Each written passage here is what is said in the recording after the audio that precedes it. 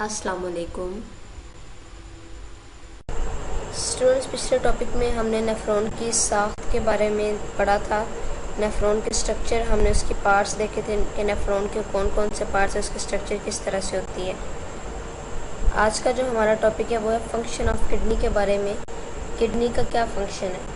Kidney का function है urine formation. Kidney जो है ब्लड को फिल्टर करके यूरिन बनाती है और इसी के बारे में आज हमने पढ़ना है कि यूरिन फॉर्मेशन किस तरह से होती है।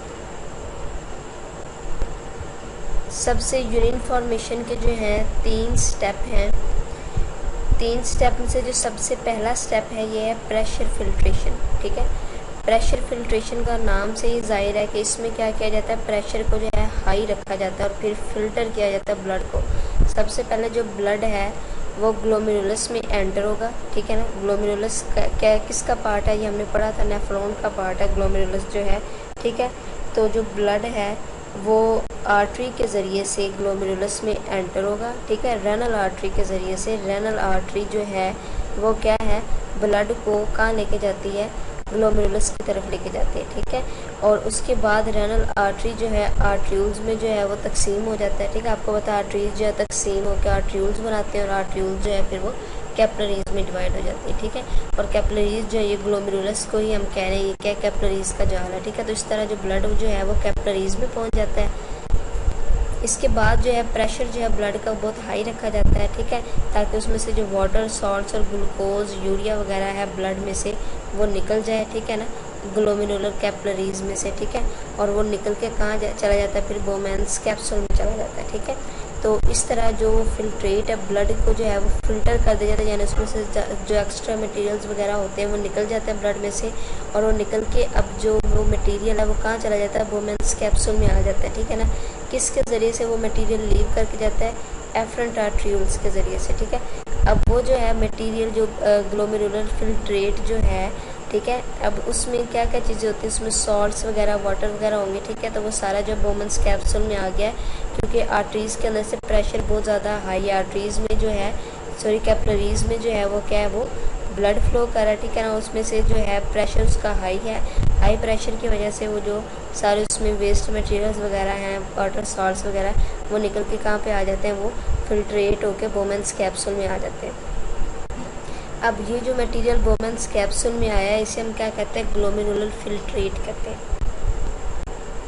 इसके बाद जो है सेकंड जो इसका स्टेप है वो है सिलेक्टिव रीअब्जॉर्प्शन। ठीक है ना, सिलेक्टिव रीअब्जॉर्प्शन का क्या मतलब है कि वो जो फिल्ट्रेट है बोमेन्स कैप्सूल में आया है नेफ्रॉन की बोमेन्स कैप्सूल में, ठीक है, अब वो उस हो सकता है उस फिल्ट्रेट में कुछ ऐसे न्यूट्रिएंट्स वगैरह, कुछ सूटेबल सब्सटेंसेस मौजूद हों।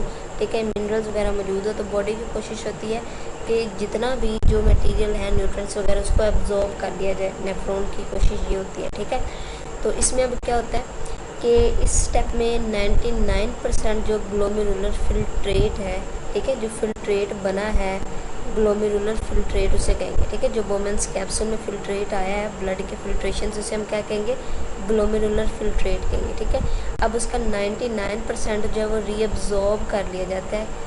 किसके ज़रिए से रीअब्जॉर्ब कर लिया जाएगा, जो ब्लड कैपिलरीज है रेनल ट्यूब्यूल्स के गिर्द। ठीक है, ये जो रेनल ट्यूब्यूल आपको ट्यूबुलर पार्ट नज़र आ रहा है, इसके गिर्द ब्लड कैपिलरीज होती है। तो उस ब्लड कैपिलरीज में उसको क्या कर लिया जाता है, 99% जो ग्लोमेरुलर फिल्ट्रेट होता है उसको रीअब्जॉर्ब कर लिया जाता है, कि उसमें अगर कोई सब्सटेंसेस हैं, वाटर सॉल्ट्स वगैरह, वो एब्जॉर्ब हो जाती हैं। ठीक है, अब ये जो एब्जॉर्प्शन का प्रोसेस है ये किसके ज़रिए से होता है, ऑस्मोसिस के ज़रिए से होता है, डिफ्यूजन के ज़रिए से होता है और एक्टिव ट्रांसपोर्ट के ज़रिए से होता है। इसके बाद जो है वो कह रहे हैं जो वाटर होता है और ग्लूकोज होता है ये किसके ज़रिए से रीअब्जॉर्ब होता है, प्रोक्सिमल कन्वोल्यूटेड ट्यूब्यूल के ज़रिए से। डायग्राम में देखें लेबल किया हुआ है प्रोक्सिमल कन्वोल्यूटेड ट्यूब्यूल। ठीक है, तो इसके ज़रिए से जो वाटर और ग्लूकोज है वो रीअब्जॉर्ब होता है। इसके बाद जो सॉल्ट हैं वो रीअब्जॉर्ब किस प्रोसेस से होंगे, एक्टिव ट्रांसपोर्ट से होंगे। एक्टिव ट्रांसपोर्ट जो है ये आपने 9th क्लास में पढ़ा था किसे कहते हैं। ठीक है, और वाटर जो है ये ऑस्मोसिस के ज़रिए से रीअब्जॉर्ब होगा। इसके बाद जो descending limb loop of Henle है, मतलब नीचे आती हुई जो लूप ऑफ हैनले है, ये वाटर को रीअब्जॉर्ब करवाती है। ठीक है, जो ये लूप जो है ये नीचे आ रही है, किसको रीअब्जॉर्ब करवाती है, वाटर को जो रीअब्जॉर्प्शन करती है, जो नीचे आ रही है लिम्ब, और और उसके अलावा जो असेंडिंग लिम्ब है यानी जो ऊपर की तरफ जा रही है, ठीक है, लूप ऑफ हैंडलिंग की जो ऊपर जाती जो लिम्ब है ये क्या करती है, सॉल्ट की रीअब्जॉर्प्शन करती है। उसके बाद जो है डिस्टल कन्वोल्यूटेड ट्यूब्यूल आ जाती है, तो फिर ये दोबारा जो है वो पानी को रीअब्जॉर्ब करती है, यानी कि जो ग्लोमेरुलर फिल्ट्रेट बना है फिल्ट्रेशन के बाद, उसके बाद उस फिल्ट्रेट में से भी सारे जो वाटर सॉल्ट्स वगैरह ग्लूकोज वगैरह होता है वो सारे रीअब्जॉर्ब कर लिए जाते हैं। इसके डिफरेंट पार्ट डिफरेंट जो वाटर और सॉल्ट्स को उसके एब्जॉर्प्शन के लिए होते हैं। ये दूसरा स्टेप था। तीसरा स्टेप जो है ट्यूबुलर सिक्रीशन है, ठीक है ना। अब ट्यूबुलर सिक्रीशन क्या है कि जो ट्यूब्स हैं उसमें से सिक्रीशन होती है, मतलब किस चीज़ की सिक्रीशन होती है, डिफरेंट टाइम्स की, क्रिएटिनिन जो है प्रोटीन्स की, यूरिया वगैरह की, ठीक है ना, सीक्रेट होते हैं ब्लड से, किस में, फिल्ट्रेट में, ठीक है ना, जो रेनल ट्यूब्यूल में जो फिल्ट्रेट है, ठीक है, उसमें ये सारी सिक्रीशन होती हैं सारे सब्सटेंसेस की। ये क्यों होती है सिक्रीशन, ताकि जो ब्लड की पीएच है वो नॉर्मल रखी जाए, ठीक है ना, क्योंकि ब्लड की पीएच का नॉर्मल होना बहुत ज़रूरी है, ठीक है।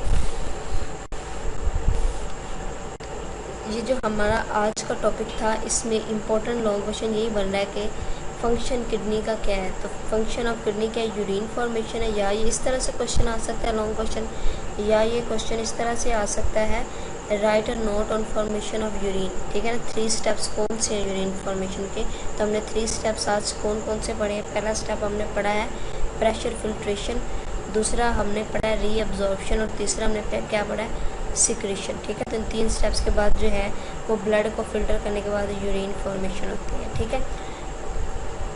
नेक्स्ट लेक्चर में स्टूडेंट्स हम पढ़ेंगे किडनी का ऑस्मो रेगुलेटरी फंक्शन, यानी किडनी का जो आज हमने फंक्शन पढ़ा ये यूरिन फॉर्मेशन है, इसके अलावा भी किडनी एक फंक्शन जो है वो करती है, वो कौन सा है, ऑस्मो रेगुलेटरी फंक्शन, यानी सॉल्ट्स और वाटर के कंसंट्रेशन को क्या रखती है, ये इसमें बैलेंस रखती है। ये हमारा नेक्स्ट लेक्चर हम इंशाल्लाह पढ़ेंगे।